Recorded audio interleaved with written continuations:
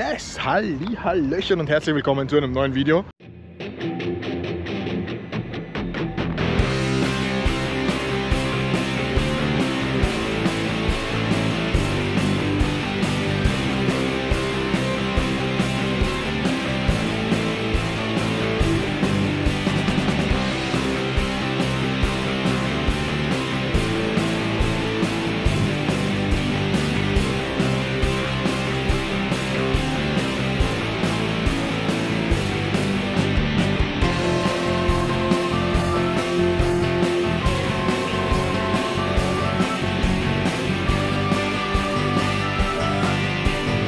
Mein Moped ist gerade zum Vorderreifen wechseln und deshalb habe ich wieder, vielen Dank Harley-Davidson München West, dieses geile Moped bekommen, um eine Probefahrt damit zu machen. Also, was soll's, wir machen eine kleine Spritztour. Geil jetzt. Oh yes, Mann, ich darf nicht schreien, sonst ist das Mikro wieder übersteuert. Aber ich würde gern schreien, weil sehr geiles Moped. Und sehr geil nahe an einem Naked Bike Feeling. Lenker wieder mal komplett frei. Ich find's pornobastisch. Für alle, die was davon verstehen, 114 Kubik-Inch Motor. Was für mich wieder heißt, ungefähr 2 Liter. Sehr brillant. Du kannst einfach mit dem Haxen drüber aufsteigen. Geil. So vermisse ich bei Adventure Bikes auf jeden Fall. Schaut euch mal diese geile Startanimation an.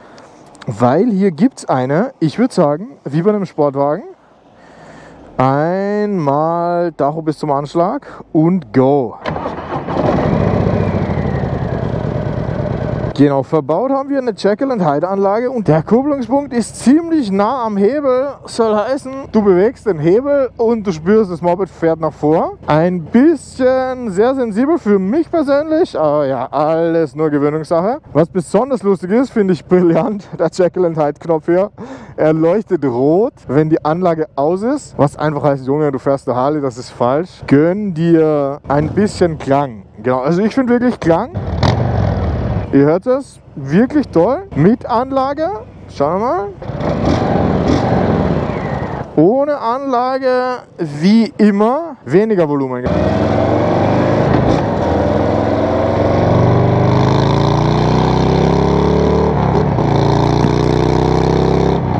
Tempomat verbaut, wenn man schon ein paar Harleys gefahren ist, würde ich sagen, das ist ganz normal. Hier ein kleiner Knopf zum Aktivieren und dann nach unten zum Setzen, nach oben zum Resume und eigentlich wie bei jedem anderen Fahrzeug. Nice! Also ich muss sagen, 1,78 groß, ich sitze perfekt. Ich sitze super geil aufrecht, ich liebe es. Du sitzt auf jeden Fall weiter vorn als zum Beispiel bei der Lowrider ST. Klar, also einfach anderer Aufbau, komplett anderer Aufbau. Bike direkt im Gefühl, ich würde auch denken, mehr als genug Bodenfreiheit. Sieht einfach so aus. Was ganz spannend ist, die Pedale sind immer ein bisschen anders. Leerlauf kann man super gut finden, muss ich wirklich auch sagen. Ich weiß nicht, der Trick für mich zumindest war, du musst den Fuß ganz reinstecken, bis er mit dem Rist am Hebel anlegt. Aber das war bei jeder Harley noch so. Also bei jeder dieser Chopper, bei der Pan America ist es anders. Genau, aber du hast ja das Bein hier so. Genau, du musst den Haxen ganz nach vorstecken und dann kannst du mit dem Rist quasi ganz easy den Leerlauf finden. Dann rutscht er einfach so rein. Rechts Unterschied für mich, die Bremse. Ich würde die Bremse da vorn so erwarten. Aber hier ist die Bremse gar nicht so nach vor. Die Bremse, also die Fußbremse, ist eher nach unten. Okay, Tempomat kann man nicht setzen bei 30. Aber ist ja nicht so, dass wir den 30er oft brauchen. Lustig. Hier in München ist gerade Wiesenzeit. Das heißt Oktoberfest. Egal wo du bist, siehst du eigentlich Leute. Danke, Alter, damit habe ich nicht gerechnet. Dem Dirndl und in der Lederhosen. Immer ein guter Indikator für das größte Volksfest der Welt. Ich freue mich riesig. Dieses Jahr ist es auch primär der Freundeskreis von der Freundin. Deshalb viele Mädelsfreundinnen und deren Partner freuen mich schon riesig, die Runde ein bisschen aufzumischen. Ah, schön. Ja, Alter. Also ich muss schon sagen, sehr dynamisch hier am Lenken, sehr dynamisch am Fahren. Gut zum in die Kurve werfen. Warte mal, 22 bis 6. Okay, das ist außerhalb. Richtig? Ja. Also was mich an diesen Motoren allgemein schon sehr antörnt allein, ist wirklich der Ruhelauf. Du spürst halt quasi diese Zweizylinder, ob das jetzt immer perfekte Ruhe ist oder auch gewissermaßen manchmal Unruhe. Aber ja, Meine Füße suchen bei diesen Bikes immer die Fußraste, weil du weißt nie genau, wo sie ist. Und du hast ja eigentlich einprogrammiert, wo eine Fußraste ist, aber hier sind sie immer ein bisschen an anderen Stellen. Zu der Unruhe, zur Ruhe einfach dieses Blobbern. Blob, blob, blob, blob, blob, blob, blob, blob, blob, blob. Das ist schon wirklich einfach sehr angenehm, beruhigt mich irgendwie und macht mich glücklich. Genau, Blinker für die Leute, die es noch nicht wissen, Harley typisch. Ich habe es vor 3 Bikes Probefahrt auch noch nicht gewusst. Ich habe tatsächlich nicht mal gewusst, dass das irgendjemand so verbaut. Blinker rechts, rechts, Blinker links, links. Man denkt sich, wie zur Hölle soll man das machen? Praktisch auch, wie zur Hölle soll man das machen? Aber ich würde sagen, es regelt sich primär dadurch, dass du viel gemütlicher fährst als bei normalen Bikes. Dementsprechend hast du Zeit. Ist das geil? Ja, du hast eine Harley, du fährst einfach viel gemütlicher, dadurch hast du viel mehr Zeit, auch die Gashand mal zum Blinker zu bewegen und dementsprechend ist es gar kein Problem, dass du rechts den Blinker hast, für rechts. Life is life, na na na na na.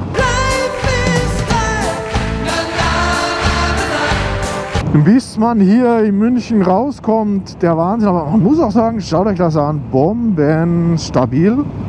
Alle Harleys im Geradeausfahren, keiner Zwinker an KTM, alle Harleys beim Geradeausfahren wirklich absolut stabil und cruisig und gemütlich und wir sehen auch, wenn man sich mal die Jacke zumacht oder so, fährt das Baby einfach perfekt.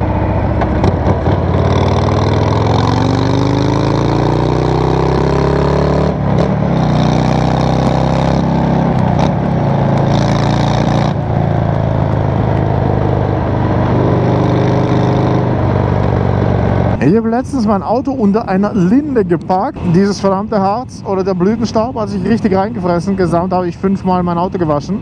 Manuell, händisch gewachst, geschrubbt, einwirken lassen, richtig krassen Motorradreiniger draufgesprüht, einwirken lassen. Gesamt einmal auch Waschstraße, genau, also war echt tough. Dabei bin ich auch geblitzt worden und muss sagen, hier München, 16 km/h zu schnell im Ortsgebiet. 70 € plus noch 30 € Bearbeitungsgebühr, irgendwie so 25 etwas. Also ja, für 20 km/h 100 € in der Stadt ist ein guter Wert, um abzuschrecken und um ein bisschen weh zu tun. Also was man hier auf jeden Fall sagen muss, die Bremse ist wirklich wahnsinnig mega bissig. Genau, die Kupplung super sensibel. Tank kennen wir ja schon. Reindrücken und drehen oder so. Ich weiß nicht. Ja, da ist er kurz rausgekommen, genau.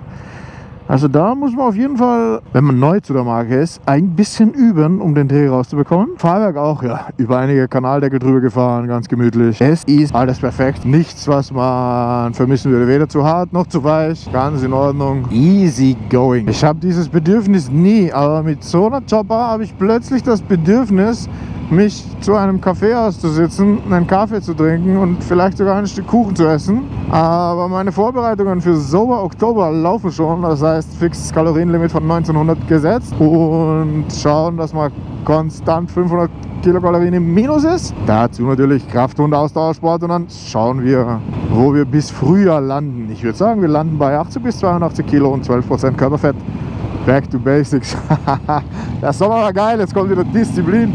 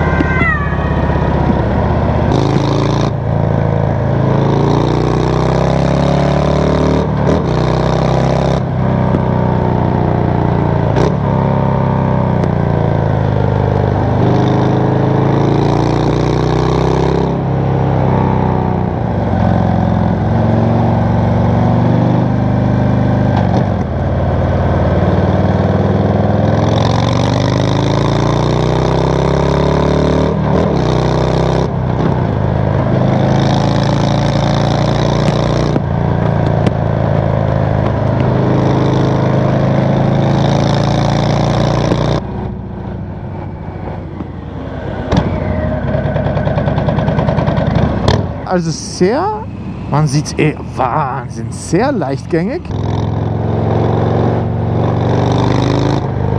Da haben wir Glück, geht sich aus.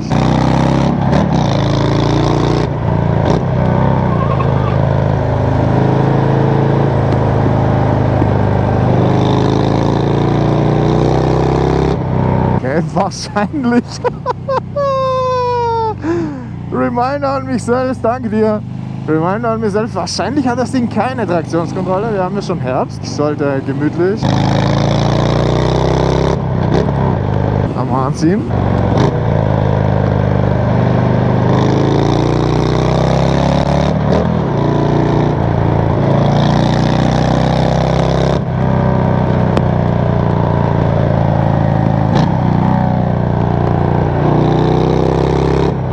Bremsdruck mag ich sehr gern. Stelle ich das vor, einfach wie so ein richtig krasses Downhill-Bike mit so einer mega krassen. I don't know, was heute auf einem Downhill-Bike vorbei ist, aber es blockiert einfach direkt. Also es ist richtig bissig und wunderschön zu dosieren, aber sehr, sehr sportlich, wie so ein Ultra-Race-Bike. Gasannahme, alles, Kupplung, Leichtigkeit, perfekt.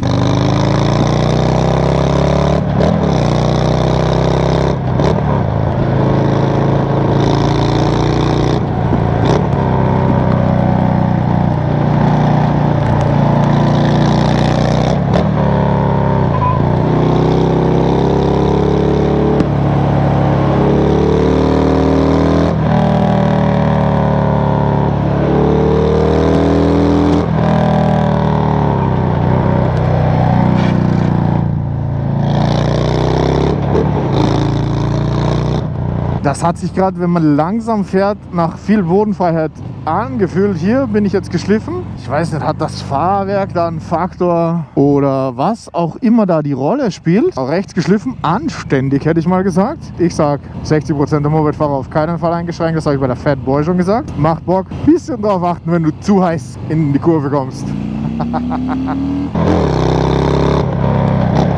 Sehr, sehr dynamisch fahrbar. Sehr, sehr viel Spaß.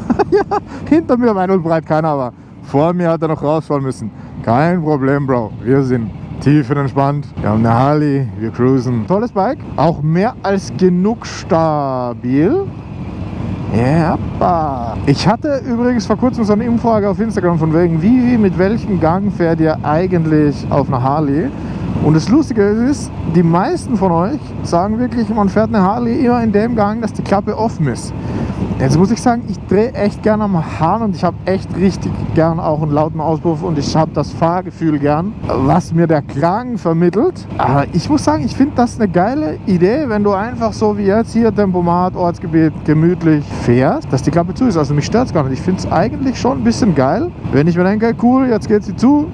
Dann bist du bei der Ortsausfahrt, schaltest 2 Gänge zurück und ziehst durch. Produziert trotzdem eine gewisse Geräuschkulisse, aber mir gefällt es, dass ich durch den Ort auch leise fahren kann, was ich echt toll finde. Deshalb ich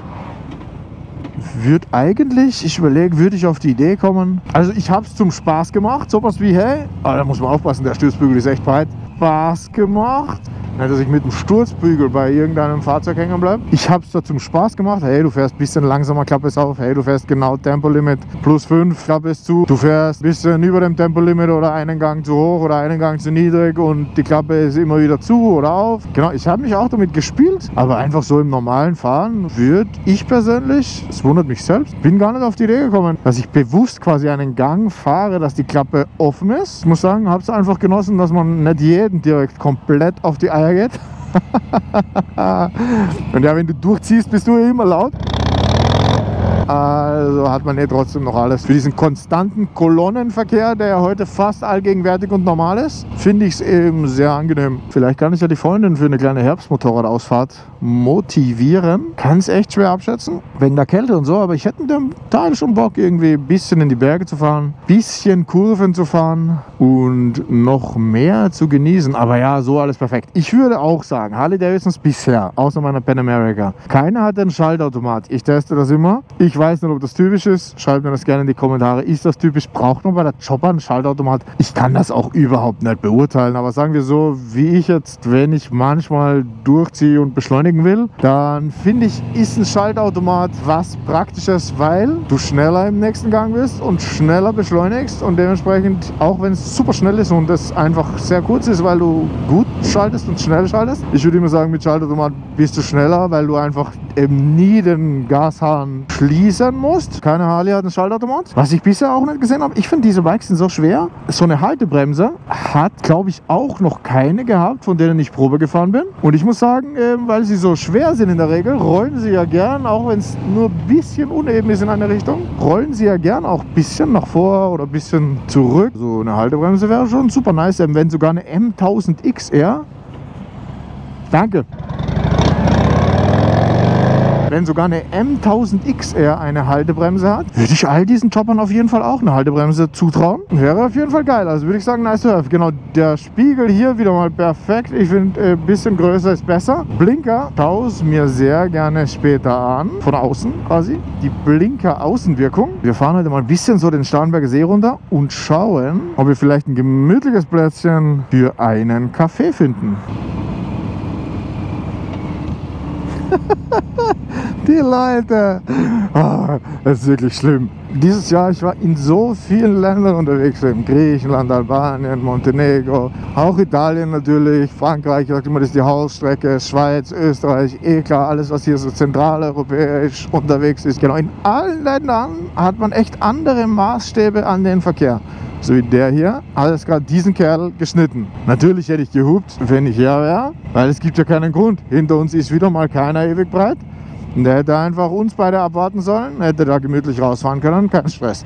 Stattdessen fährt er raus, auch noch super langsam, er muss bremsen, alles komisch, Straße auch noch schmal. In Deutschland tendiert man wirklich sehr dazu, sich einfach explizit darüber auch aufzuregen. In anderen Ländern passieren oft sehr komische Sachen, aber für den Verkehrsfluss von den Menschen dort, weil alle permanent irgendwie komisch fahren, ist das ganz normal und das Normalste der Welt. Und du regst dich auch darüber gar nicht auf. Dann bremst halt der eine, dann bremst der andere, dann lässt man ihn noch rein. In Deutschland hat man das so mental im Kopf, glaube ich, dass sich alle Leute irgendwie viel besser an die Regeln halten müssen. Es hält sich unterm Strich nie irgendjemand an die Regeln und eigentlich ist man komplett verloren, weil wenn man irgendwie mal objektiv betrachtet, hält sich keiner an die Regeln. Alle Leute haben irgendwie in sich verankert und werden schon unentspannt, wenn sich irgendjemand in seinem Umfeld irgendwie permanent nicht an die Regeln hält, aber eben wenn sich keiner permanent an die Regeln hält, bist du eigentlich permanent unentspannt und dann hast du, glaube ich, den deutschen Verkehr. Oh, sehr geil. Echt lustig. So kann man das, glaube ich, ganz gut zusammenfassen. Ich spüre gerade aber, bei den Füßen ist echt ein bisschen frisch. Mitsubishi Colt hatte ich auch mal. Cooles Fahrzeug, 68 PS Diesel. Hat Spaß gemacht. Boah, ich muss mit diesen Sturzbügeln echt aufpassen.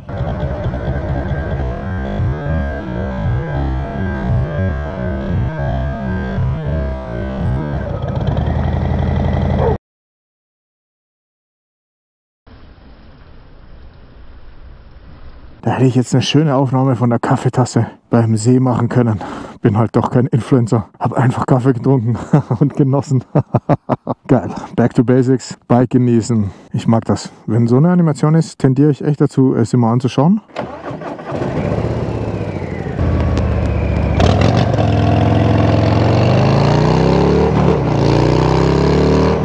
Das war echt sehr gemütlich. Genau so sollte es sein. Ich würde sagen, man könnte jetzt noch den ganzen Tag den See entlang fahren. Aber wir fahren gemütlich zurück, machen noch eine geile Drive-By-Aufnahme. Mir ist in der Zwischenzeit eingefallen, wo. Dann war's das. Back to Basics. Wunderbares Bike. Ich hoffe, ich fahre noch mal eben mit der Freundin. Das wäre wirklich traumhaft. Interessantes Verhalten der Jekyll & Hyde Anlage, wenn ich das eben so richtig verstanden habe. Heißt das, du startest die Anlage, die Klappe ist zu. Soweit ist es bei Castech bisher auch gleich. Komischerweise leuchtet hier aber kein Knöpfchen. Was hier eigentlich heißt, Klappe ist auf.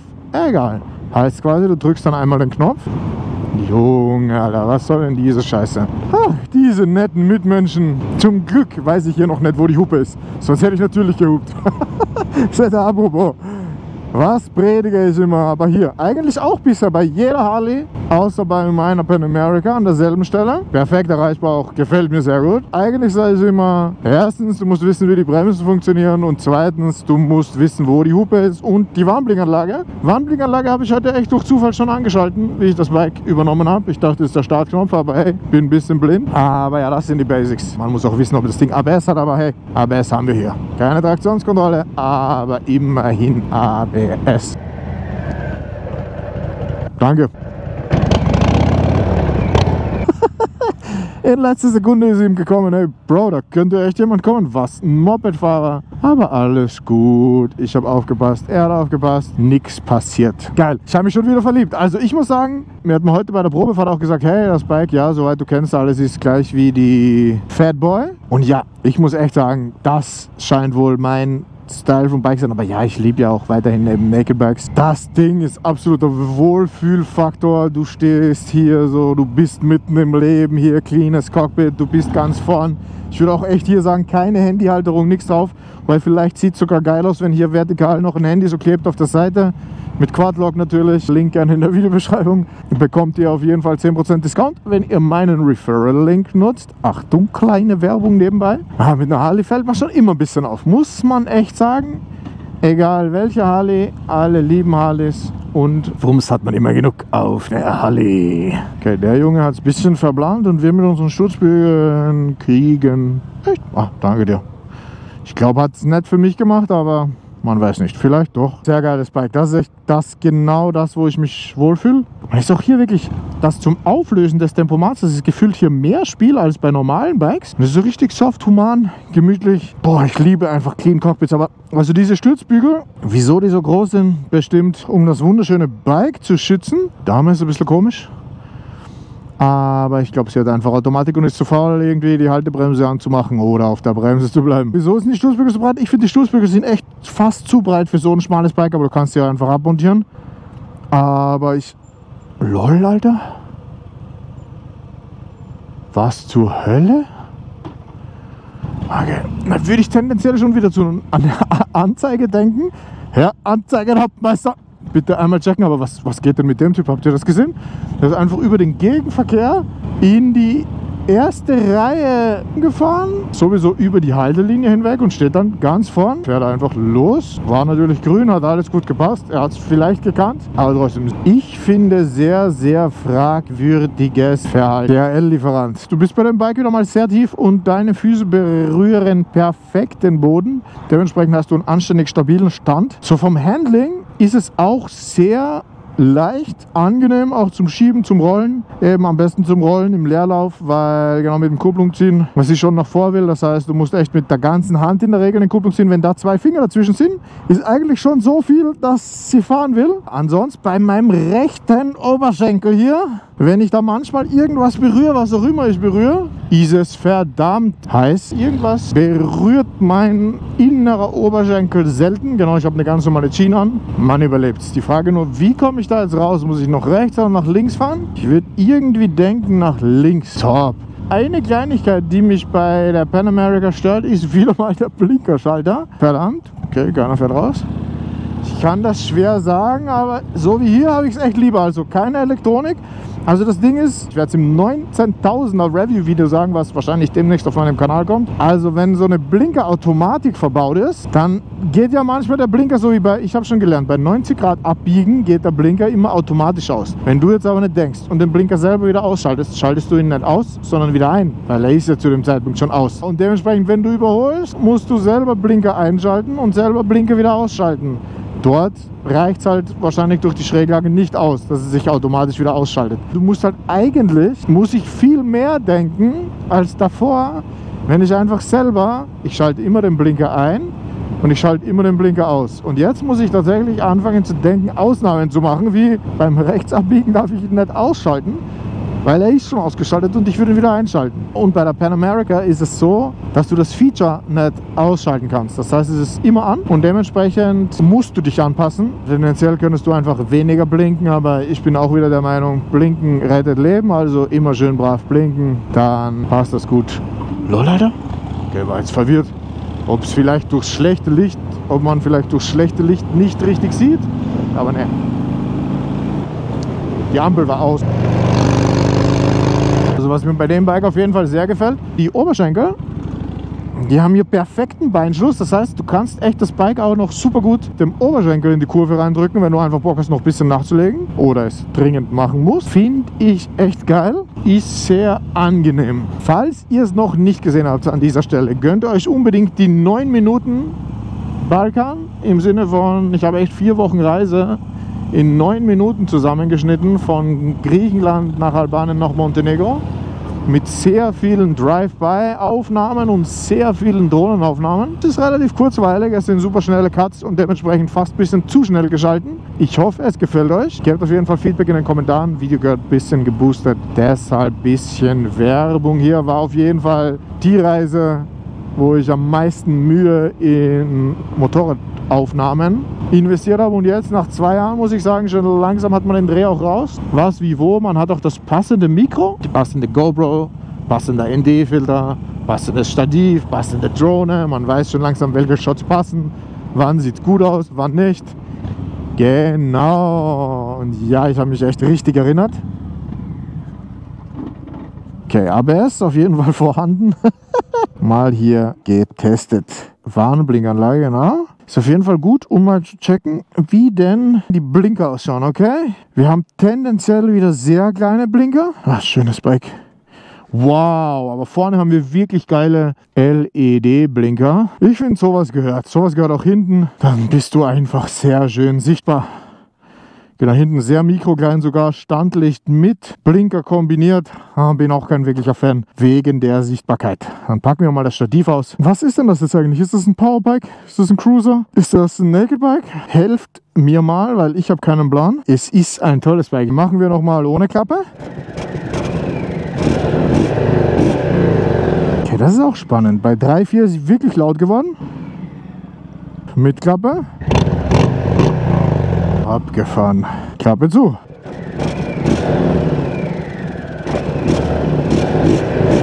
Ja, ich würde sagen, bei 3.4 wird sie schon auch laut.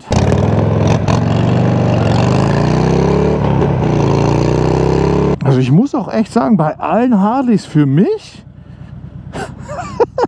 genau, wenn ich so wackelig um die Kurve fahre wie hier, der Balancepunkt ist super. Ich habe halt nur das Bike zur Leihe, dementsprechend riskiere ich auf keinen Fall was.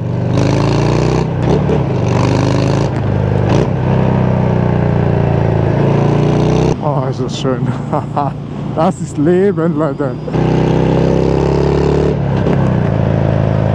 Und ja, ich sage wirklich, Enduro-Training ist auch für Harley-Fahrer was Gutes. Du lernst mit der Kupplung zu arbeiten, mit der Balance, mit dem Gas, wie auch immer du das machst. Ich empfehle allen Motorradfahrern da draußen, machst ein Enduro-Training, du lernst wirklich sehr viel, wie du, egal welches Gewicht an Bike handhabst. Mit solchen Bikes macht das einfach viel mehr Sinn. Wenn du hier so eine Landstraße hast, gemütlich hier, sagen wir mal, 1,5-spurig, du kannst hier einfach gemütlich rumcruisen. Oh, ist das schön.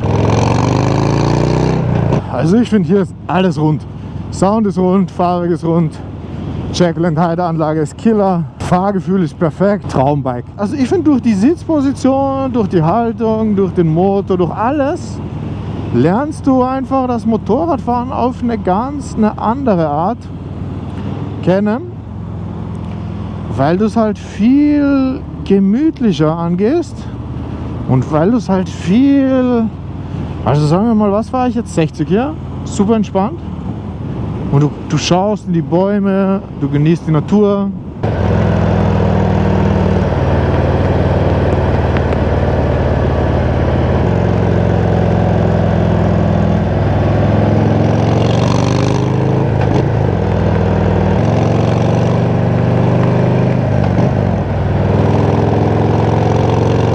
Wir haben Glück, ich würde sagen, heute unter der Woche wird die Autobahn hier leer und unlimited sein. Ich mag übrigens den Bremspunkt wirklich sehr, also man hört manchmal, steht der Bremstest. Okay, ja, ich würde sagen, vorn mittelmäßige Belastung, hat eher mehr das ABS, ja, das müssen wir nochmal machen, hat eher mehr das ABS quasi gegriffen. Und die Bremswirkung ein bisschen gefehlt, hätte ich gesagt. Was? Motorradfahrverbot hier? Alter. was es gibt. Kein Problem.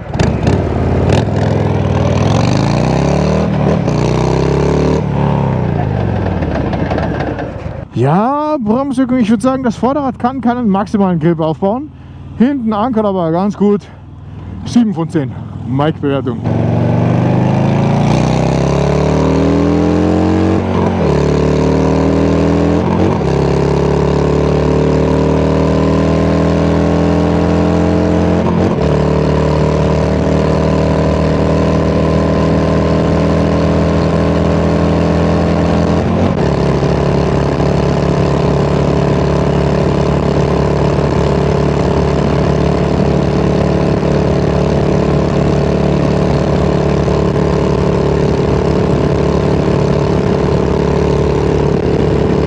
Ich würde sagen, elektronisch abgeregelte 193 km/h. Grundsolider Wert für dieses Bike. Bis dahin ist relativ schnell gegangen. Ich würde sagen 140, 160 solide. Danach wird es langsamer. Danach haben wir quasi Topspeed erreicht. Auch wieder mal bei meinem Helm einen HJC RBH 70, den ich keinesfalls empfehlen werde. Sehr angenehme Windgeräusche. Ich glaube, der mag das allgemein, wenn du hier quasi nichts hast. Dementsprechend, man könnte gut Musik hören, man kann gut cruisen. Der Wind ist auf keinen Fall zu laut. Es ist sehr angenehm. Reisegeschwindigkeit 140 wieder mal. Easy going. Yes! Dementsprechend, das war's hier. Vielen lieben Dank fürs Zusehen. Like und Abo nicht vergessen. Ihr wisst schon, like und Abo nicht vergessen, meine Damen und Herren. Und schreibt doch gerne mal einen Kommentar. Ich finde, auf diesem Channel ist viel zu wenig los. Ich würde sagen, seitdem ich euch einerseits mit Shorts blade und andererseits seitdem ich die Harley habe, deshalb ich will wieder viel mehr Kommentare unter den Videos stellen, würde mich auf jeden Fall freuen. Aktueller Fixtermin Dienstag und Donnerstag. Dienstag kommt jeweils die Irland-Serie, Donnerstag kommt die Balkan-Serie. Deshalb gönnt euch das. Mike und Tour zweimal die Woche Fixtermin. Ich freue mich auf jeden Fall über jegliches Feedback. Vielen Dank fürs Zusehen. Ich hoffe, das Video hat euch gefallen.